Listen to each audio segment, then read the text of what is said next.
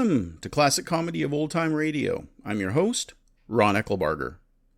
I know that you're not going to believe this, but I messed up. The last Life of Riley episode that I played featured Burt Lancaster. That show really aired in 1949, not 1948, so I played it a year early. Sorry.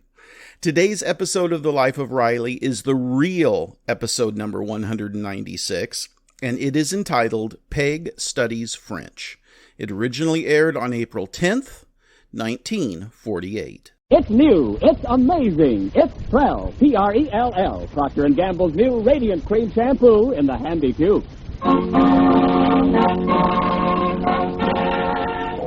Prell brings you The Life of Riley. Prell, the shampoo that removes unsightly dandruff in as little as 3 minutes and leaves hair radiantly clean, radiantly lovely, presents The Life of Riley with William Bendix as Riley.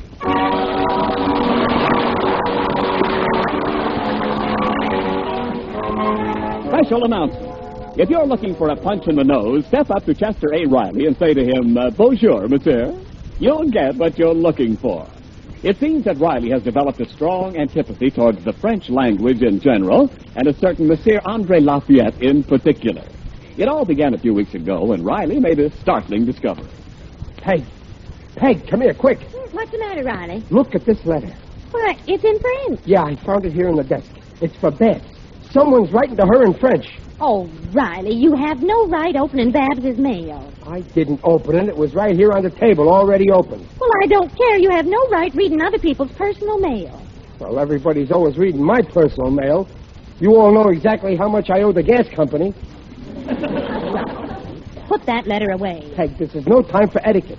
Just listen to what it says in this letter.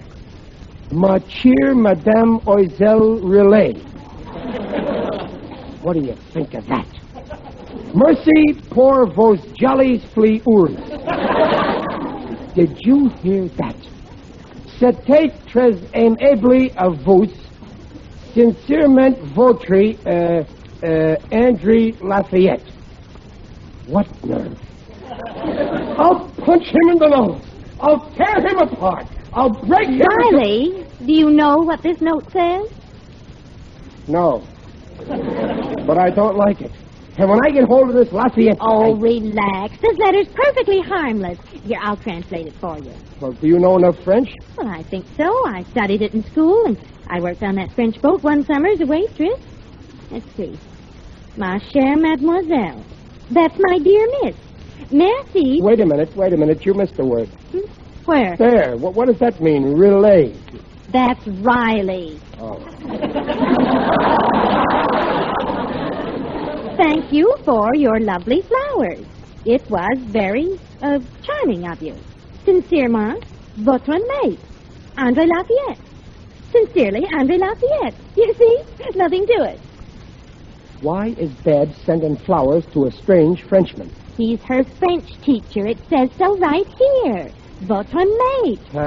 I knew it. He's not her teacher. He's her mate. Babs is too young to have a mate. Mate is French for teacher, master. Now, are you satisfied? Why is she sending flowers to her teacher? Oh, one day I cut a lot of sweet peas, and Dad said she'd like to give some to her French teacher at school. What's the harm? I don't know yet, but before I'm through, there'll be plenty of harm. I'm going to check up Hi, Pop. Hiya, Mom. Junior, I want to see you. What's up? What do you know about a guy, André Lafayette? Who? Oh, Lafayette. Oh, he's the French teacher at school. Oh, boy, his Bab's got a crush on him. I knew it. Do you hear that, Peg? Junior, why didn't you report this to me before? Well, Why do you think I'm paying you 25 cents a week to spy on Babs? I want reports. Riley, do you mean to tell me you paid Junior to spy on Babs? Well, father's got to know what's going on. Well, I never heard of such a thing. Spying on Babs. And who've you got spying on Junior? Babs? That's the most fantastic... I suppose the next thing you'll hire somebody to spy on me. No, I attend to that myself.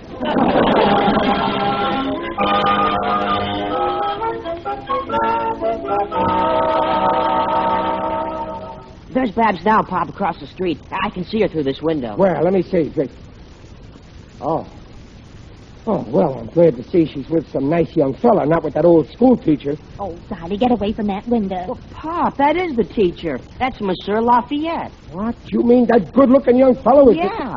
All the girls think he looks like Charles Boyer. Yes. I'm having that window taken out. He is quite young-looking. Peg, this is more serious than we thought. First flowers, now he's walking her home. Oh, well, I'm sure it's all quite harmless. She's coming in. Now, I'll give that kid a piece of my mind. Hello, Mother. Hello, Daddy. Hello, Junior. Oh, what a lovely day. She's punch drunk. Hello, Mother. Hello, Daddy. Now, look here, young lady. What's going on between you and this French guy? What? Don't pretend I was spying on you through the window. Please, Daddy. Professor Lafayette is not a guy. He's the most cultured man I've ever met. Why, he was a student at the Sorbonne University. You've got enough trouble fighting off them students at Fairfax High School.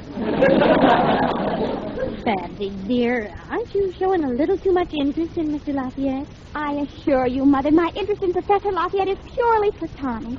Ours is simply an intellectual relationship. Now, you see, Riley, there's nothing to worry about. This Lafayette is a man, ain't he? He's alive, ain't he? There's plenty to worry about. Daddy. Now, I don't want you to have anything to do with this fella anymore outside of classes, Dad. But I invited him to dinner. You what? Dear, you might have asked me. Well, I was going to tell you. I didn't ask him until just before. He ain't stepping into this house. I won't stand... Isn't that a little unusual? Well, he's a bachelor, and he happened to mention casually he hates restaurant food, so... Uh-huh. A cheap moocher. He is not a cheap moocher. Don't tell me. I used to pull the same trick myself. Well, this isn't the first time he's been invited over to a student's home. Helene Bidwell had him for dinner last week. Well, Riley, don't you think maybe... No, I stopped thinking. I'm acting. He ain't coming to dinner. My head's made up. Babs, you call him up and tell him he can't come here. I won't. I'm not a child anymore, and I won't be treated like one. I won't. What a nasty temper. And you know who she gets it from, too. Who does she get it from? Me. Now, look, Riley, I think you're exaggerating this whole thing. Peg, I know more about men than you. I've got to break this thing up. All right, how? Now let him come. I'll tell him off good. I won't let you make a scene here either. I won't make no scene. I'll handle it very diplomatic. Few hints. And... Oh, I know you and your subtle hints. Don't you worry. I know exactly what I'm going to say. You see, these Frenchmen are very practical, so I'll say to him, Monsieur Lafayette, if you want any of this Marshall Plan dough, stay away from my daughter.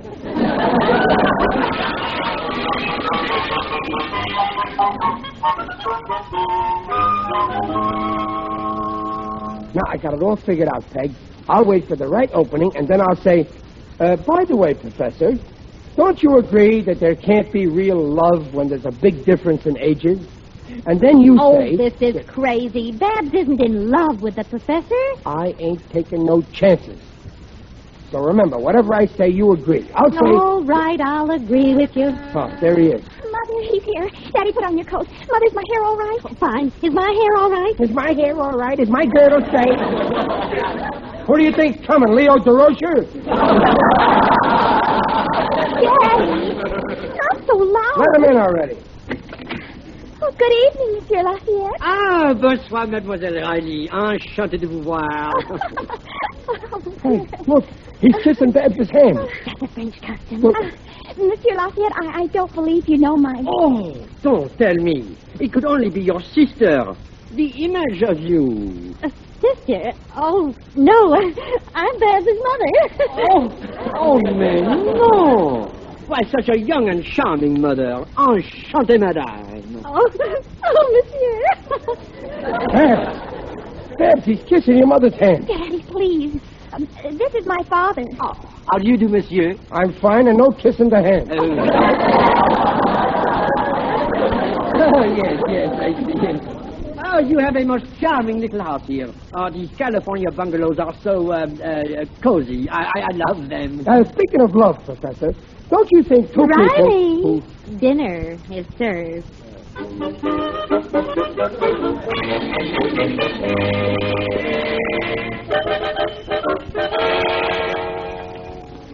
Oh, Madame Riley, you are a sublime cook. This cuisine, magnifique. Oh, thank you, Professor. Will you have some more roast? Oh, I would be most happy. I love Yankee pot roast. Speaking of love, don't you think two people... Have some more potatoes, Monsieur Oh, Lafayette? I shouldn't, but I cannot resist. I love potatoes. Speaking of love, Professor, don't you think Some two... more coleslaw, monsieur? Coleslaw? Speaking of coleslaw, don't you think love is impossible when there's a big difference in ages? Oh, no, frankly, no. L'amour, she knows no boundaries, neither age nor nationality. It is what is in the heart that counts. Oh, I don't know about that. What do you think, Peg? Oh, I agree. You see, she agrees. I agree with Monsieur Lafayette. She's been married to me for 18 years. What does she know about love? Now, I was reading about a case in Tennessee the other day. This guy was 90 years old, and the girl he married was only 15. Oh, it happens often. May marries December. Yeah, but wouldn't it be better if May married Sam, her own age? After all, this guy's 90, 6 times her age. Why, when she's only 35, he'll be 210. She wants to go out dancing, but he'd rather stay home with the baby.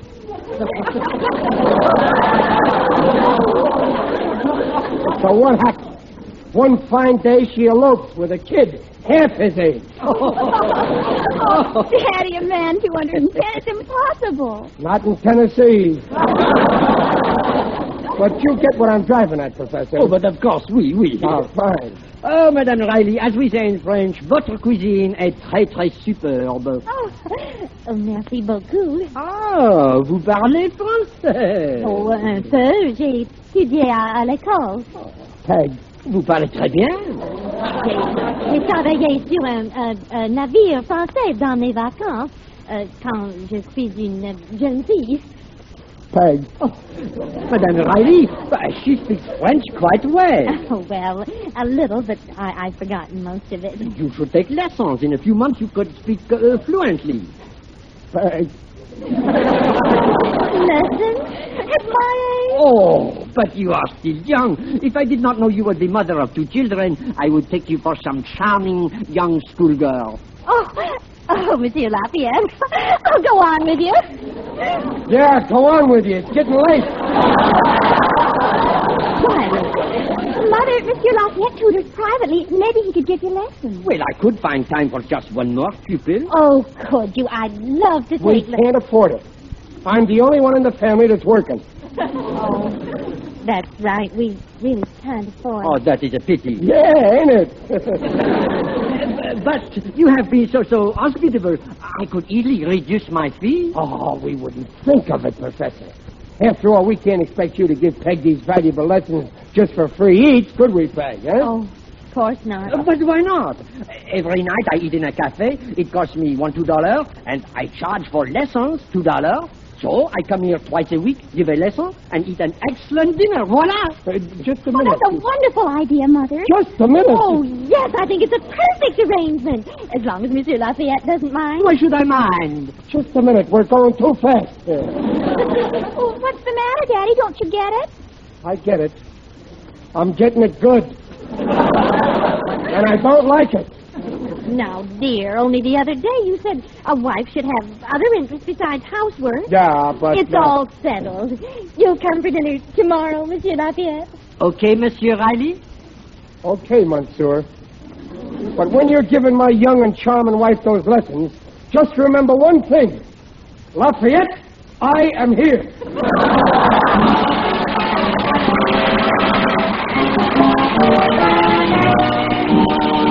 We'll hear the second act of The Life of Riley in a moment.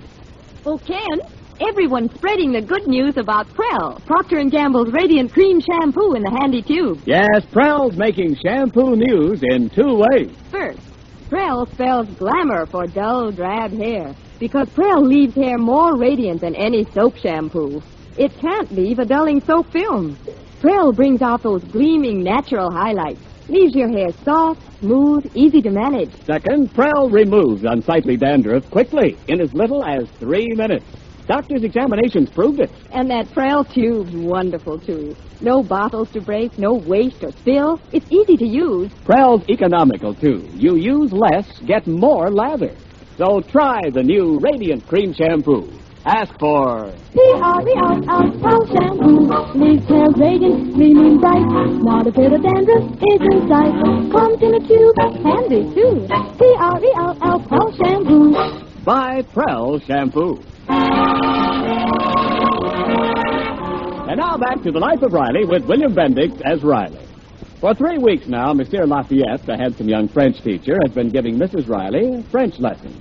And Riley has become a brooding, jealous husband. It's 3 weeks later. Hey, I'm home. Bonsoir, Papa. Bonsoir. What? Comment ça va, mon père? Hmm? Oh, Riley, bonsoir, mon cher. Vous êtes arrivé de bonne heure. I ain't got a family anymore. It's the Foreign Legion. Dear, Monsieur Lafayette's trying out a new system. On the night that he comes here, he wants me to speak only French. Peg, I won't stand for it. It's bad enough you're speaking it. Now the kids are speaking it. Next thing you know, I'll be speaking French. Oh, what's wrong with that, Daddy? I can't even speak English yet. Be a sport, dear. It's the only way I can learn. Alors, asseyez-vous. Okay, have it your way. But I'm warning you, Peg. I got my pay today. And if you want any of it, you better ask for it in English or I'll pay you off in French. Daddy, you're a scream. What are you laughing at? This is all your fault. You hadn't had a crush on this supper swindler. Oh, that's Monsieur Lafayette. Bonsoir, madame. Bonsoir, Monsieur Lafayette. Monsieur Riley, comment allez-vous? I ain't going in no alley. I'm staying right here.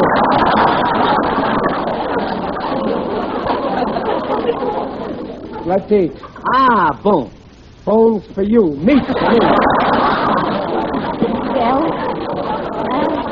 dinner's ready. Let's all sit down. N'oubliez pas, madame, ce soir on parle seulement français. Entendu? Oh, oui.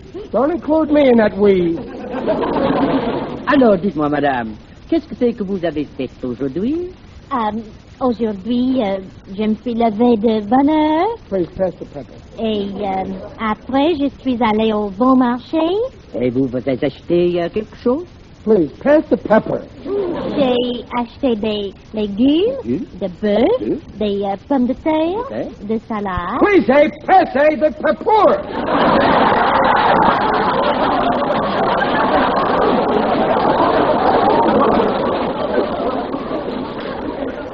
Well, Pop, which do you want, the Times or the news? Not the paper, the pepper. I'm talking French. Oh. Well, I don't have to stay here and be laughed at in my own house. Now, Riley, wait. Where are you going? I'm sick and tired of this. I'm going over and eat my dinner at Lum Fang's Ming Toy Garden, where everybody is 100% American. One sour.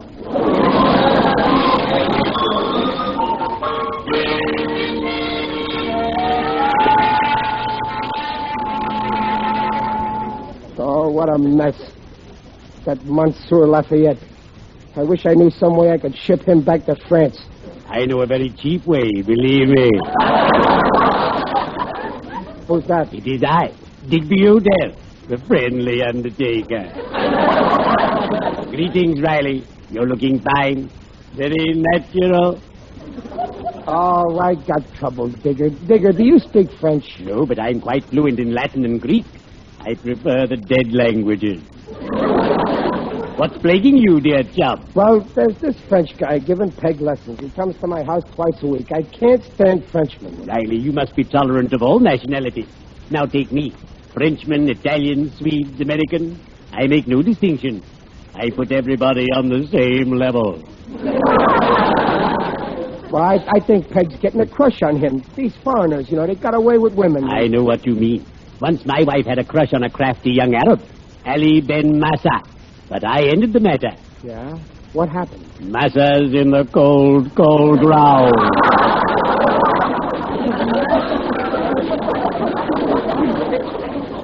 Oh, I'd like to fix that Lafayette. Then flatly forbid him to come to your house. Tell him you've had enough of his Gallic charm. You're right, Digger. It's time I told him to go. I'll put him in his place, all right. And if you fail, come to me. I know just the place to put him. It's too late tonight, but next time he comes to the house, it'll be his last time. Be careful how you handle him. Be firm but tactful. Yeah, I'll fix him. I'll be waiting inside the door. When he knocks on the door, I'll open it. I'll grab him by the seat of the pants and say, au revoir, monsieur. Bully. What does it mean? That means goodbye in French.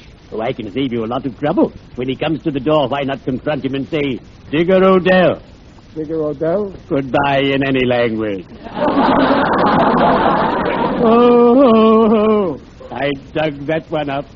Well, cheerio. I'd better be shoveling off.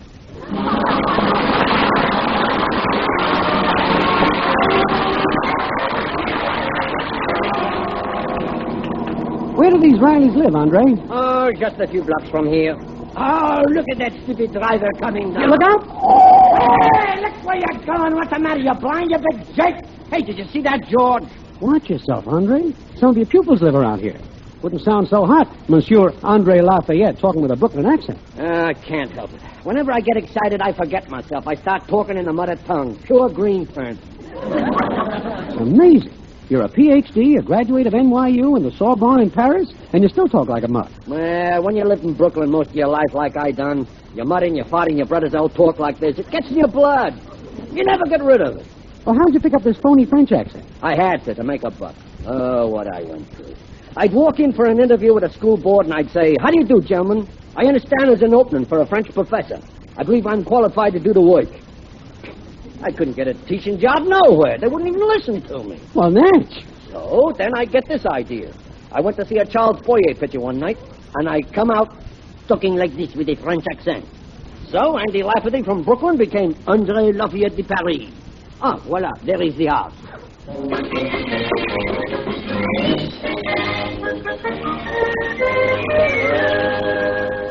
Now, have you got it straight, Junior? Yeah, as soon as the professor shows up tonight, I tell him you want to see him. Oh, yeah, and don't tell your mother he's here. Not till I finish my business with him. What's going on, Pop? Well, you'll understand better when you're married, son. You see, people say we're civilized, but we still got to live by the law of the jungle, where every beast protects his own nest. You may look on me as your father, but underneath, I'm really a beast. Hey, Pop, it's him. Ah, he's early. Good. Now, watch how I handle him, son. It'll be good experience for you. Ah, bonsoir, monsieur. Come in, Professor. Oh, madame, she is home. No. But the lesson? There ain't gonna be no more lessons. You're through. I do not understand. Perhaps you are not satisfied. We are not making enough progress. We're making enough progress. We're making a little bit too much progress. But what is wrong? I had enough of your fancy French ways. But, monsieur... I've seen the way you operate, gobbling up my free meals and then munching my wife's fingers for dessert.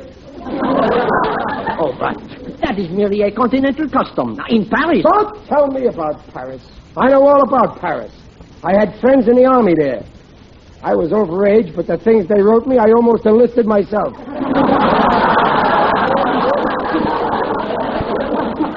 Now, just a minute, Monsieur Riley. You have no right... I'm wise to you, Lafayette. You and your garlic charm. I know your type, sneaking into happy homes and trying to break them up. Well, it won't work here, see? My wife don't want no part of you, and neither do I. So beat it. You have dinner. You dare accuse me. I ain't accusing you. I'm telling you. Get out. Don't push me. Don't beat push it me. before I punch your pretty face in. And I'm the guy that can do it. Ah, your father's mustache.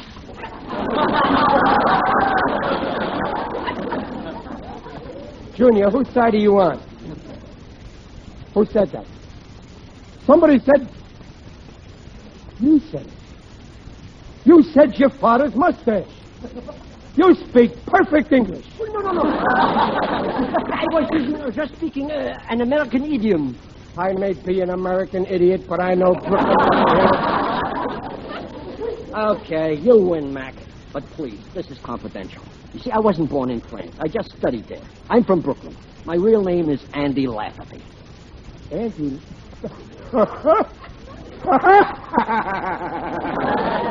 You're from... You ain't really a French... Oh, wait a Peg is about this. Riley, oh, for heaven's sake. Oh, bonsoir, monsieur. Quite sour, Monsieur. Daddy, what's the big Oh, joke? I'll tell you. I'll show you. Monsieur, tell Madame Riley what you said to me. You know, those 3 little words. What word? Come on, Professor, or I'll go and tell the school board. What did you say, Monsieur Lafayette? Oh, your father's mustache. Monsieur! Why, you speak just like Riley. Yeah. Now he's got just as much charm as I have. What a revolting development this is. Oui, oui.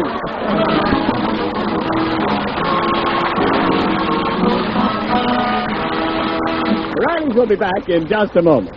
Millions prefer new Prell, Procter & Gamble's Radiant Cream Shampoo in a handy tube. From Brooklyn, New York, Mrs. Vera Lynch writes, My husband says my hair is really glorious since Prel, and it's true.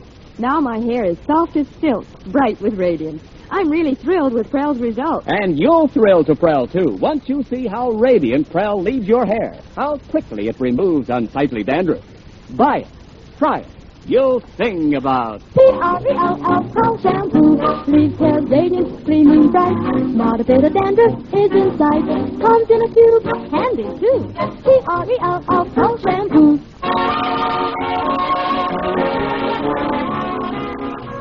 Well, Andy, old pal, don't worry about a thing. We'll keep your little secret confidential, and you're welcome here as long as you want. Yeah, but I thought, well, before you accused me of... Well, I mean, you were worried Oh, about... that was before, when you were a Frenchman. But now that I know you're just a phony from Brooklyn, we're pals for life. Passe la meatballs, Andy. Here you are, Riley. And you know, Andy, I might take a few lessons from you, too. Not only in French, but I'd like to learn some of those Paris customs. You know, bowing and nibbling on the lady fingers. And... I could just see you. What's so funny? I could do it just as good as Andy. Here, Peg, give me a paw. I'll show you. Oh, stop. Riley. Oh, There. you bit me. Excusez-moi. Or as we French say, sorry, Dave.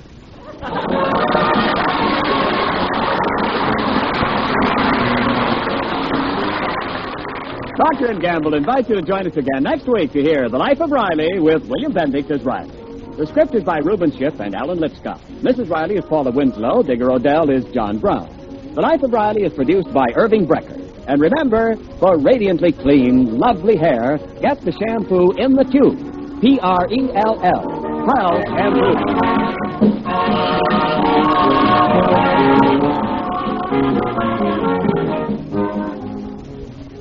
Listen, everybody, no matter what your job, housewife, mechanic, office worker, salesman, you need Lava soap to get dirty hands sparkling clean in 30 to 50 seconds. 50,000 tiny scrubbers in every inch of Lava's snowy lather remove the deep, ground-in dirt from skin crevices around fingernails.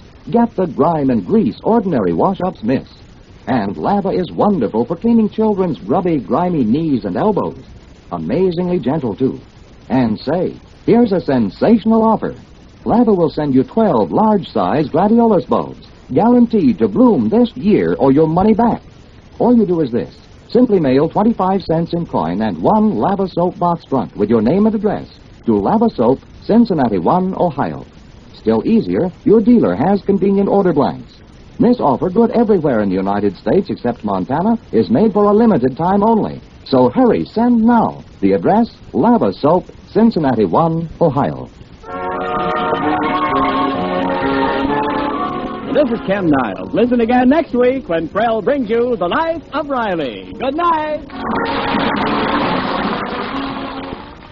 This is NBC, the national broadcasting company.